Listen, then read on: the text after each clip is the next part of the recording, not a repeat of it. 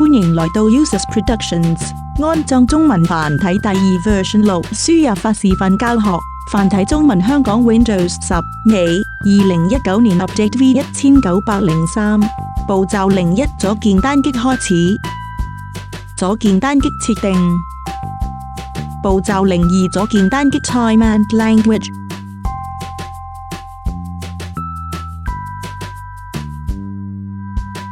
左鍵單擊 Language 左鍵單擊 Cut a Preferred Language 步驟03輸入 Chinese 左鍵點擊中文香港特別行政區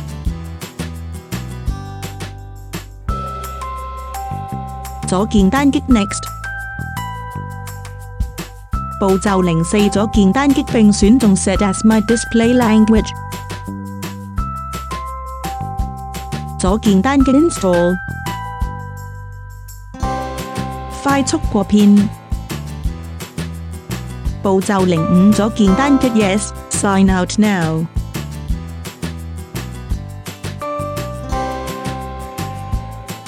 步驟06 Sign in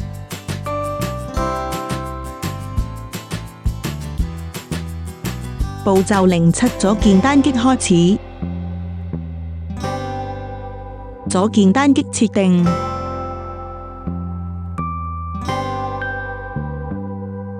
步驟08左鍵單擊時間與語言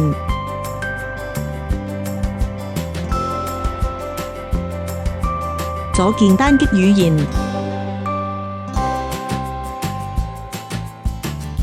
左鍵單擊中文香港特別行政區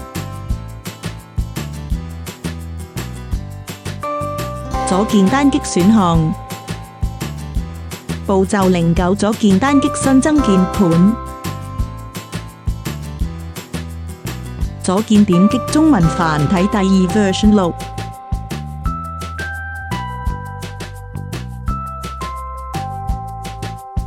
左鍵點擊此視頻中的中文繁體第2 version 6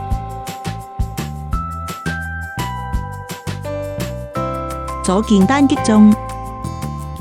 輸入你的文字